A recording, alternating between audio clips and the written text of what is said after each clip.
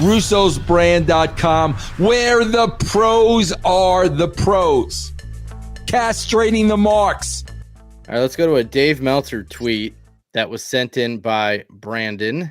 So Dave tweets, AEW did $633,000 with baseball playoffs and WNBA playoffs as the leading competition. Somebody replies to this and says, you didn't just cite WNBA as a serious excuse the same week as telling people to respect you in your field.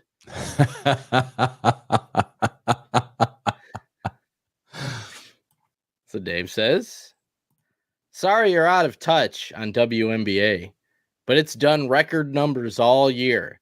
Plus, we've had one person after another here talk WNBA on this wrestling timeline. Anything today that does a 0.31 is going to affect 18 to 49 ratings. Bro, what do record numbers mean if throughout the history of the WNBA they've never done numbers? Okay, bro. So if they've never done numbers since their existence, so now that they have their highest number, of course, that's record numbers. No, bro, it's a record number because nobody has ever watched the WNBA ever. Yeah. So what he's talking about, if you ever read these tweets, there's people that will reply, oh, I watch the WNBA all the time. I'm a season ticket holder, all this bullshit, right? Yeah. Well, you know they're full of shit. He's still trying to paint the narrative that people, if the WNBA was not on at that time, some of those people would be watching AEW as if that's a decision, if that's a choice, and if there's any type of crossover there. Yeah. So he just thinks because something else is on, that's taking away from AEW's pie when it's a completely different. Yeah, we've been saying for years, bro, just stop talking about the numbers. Like that's all you have to do. If you stop talking about the numbers, we'll stop playing these clips. Dave Meltzer tweets. Now these were sent in by Christian Hanna and Ivan Batista. So it started with some conversation about when Eric Bischoff was planning on buying WCW back in the day. And some guy tweeted, you do realize Eric lined up investors to buy WCW in the end. And if he had Tony Khan money, he could have. So Meltzer jumps in here. Dave says, why didn't he get it then? And somebody replied to Dave and said, you know why he didn't get it. The TV deal wasn't going to be there anymore, so Eric and his group pulled out of buying it, and wisely so. So Dave replies to this. Tony started a company with no firm TV deal in place and no history of success either. More guts? More long-term vision? Why does he kick the sleeping bear? All he's gonna do. Why is he gonna nudge Eric like that and kick Eric like that? And knowing Eric's gonna go off on him. Yeah, which at the time of this, I don't think he has, but because Tony Khan has more money, he's got more guts than Eric Bischoff. It had to do with Tony Khan somehow, some way having the connection. He knew that person, ran into that person, I guess, at a party or whatever the circumstances were. And bro, also keep this in mind. You know, your meeting with TBS and TNT, like, so how many years later was that, Jeff? Like, so they ended the relationship in what, 2000?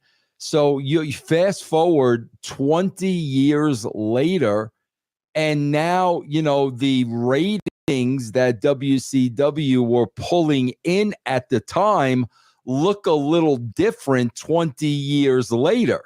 So obviously that was brought into consideration where maybe TBS and TNT didn't realize what they had at the time. So you've got to accredit some of that to them giving, you know, AEW a television deal, because maybe they were looking back and saying, man, in the last 20 years, we didn't really have anything that replaced wrestling with those types of numbers and those types of ratings. So maybe WCW actually helped them get the deal rather than Gutsy. What does Gutsy have to do with anything?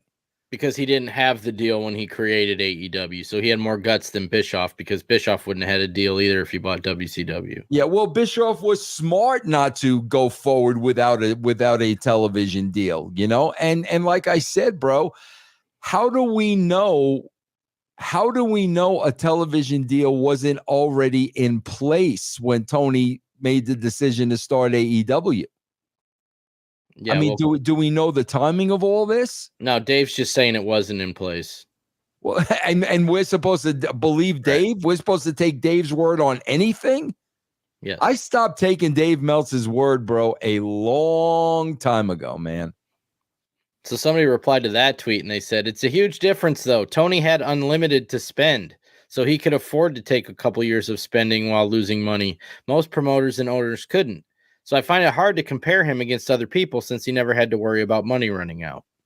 Dave said, question. If Tony had unlimited money to spend, why are Reigns, Heyman, Rollins, Lesnar, Ripley, etc. not working for him right now? Answer, because he didn't have unlimited money to spend. Bro, I get. Listen, man. Dave Meltzer talking about somebody else's finances. Bro, what do you think? Tony Khan has opened up his personal books to Dave Meltzer. I could give a crap what Dave Meltzer has to say about Tony Khan and his finances, because the dude is talking out his ass, bro. So the more and more Dave talks, the less and less it means. I mean, that is a fact. So that's why, bro, I'm at the point of when he throws stuff like that out where I know he doesn't have a clue of Tony Khan's finances. Tony Khan is not going to share that with Dave Meltzer. So anything Meltzer says about that is 1,000% pure speculation. And Eric not making that deal for WCW had nothing to do with money. Eric knew a lot of people. Eric could have raised a lot of money. He didn't take the deal because the television deal wasn't a part of it. That's why the deal fell through. So somebody replied to that and said, no, he just has a really rich dad that wanted to buy his son a real life playset for his hobby. Everything else just fell into place. Yeah, Dave said, if I bought my son a playset and he worked on it for 5 years and it was going to gross 260 to 300 million next year and be worth well over 2 billion, I'd have realized I really didn't buy my son a playset, but a successful business. You see what I mean, bro? He's just throwing numbers out there like show me the $2 billion, bro. I'm begging you to show us the $2 billion. This is what I mean, bro. This is his pattern of just throwing numbers out there, which to me and anybody with a brain at this point means absolutely nothing. All right, so let's go to this tweet that was sent in by Christian Hanna. Some wrestling news Twitter account put out this tweet. Will Ospreay has had more 5-star matches in 1 month than CM Punk, John Cena, and Kurt Angle have combined in their entire career. Kevin Nash replies to this. Oh, okay. I'm waiting for Meltzer said. Okay. Go ahead. Nash says, how's his merchandise sales? That's what I mean, bro. It's like these guys are worried about 5-star matches. Kevin Nash is worried about how many zeros are at the end of the check, bro. That's the difference between men and boys. Like right there. That is the difference, man. And there's also a lesson there. Everybody will take that as an old bitter wrestler. Yeah, bro. I'm sure with all the money Kevin has in his bank account, I'm sure he's very bitter. Very, very, very bitter, bro. All the money he made over all those years. Oh, he's got to be miserable with that when he looks at his checkbook every day.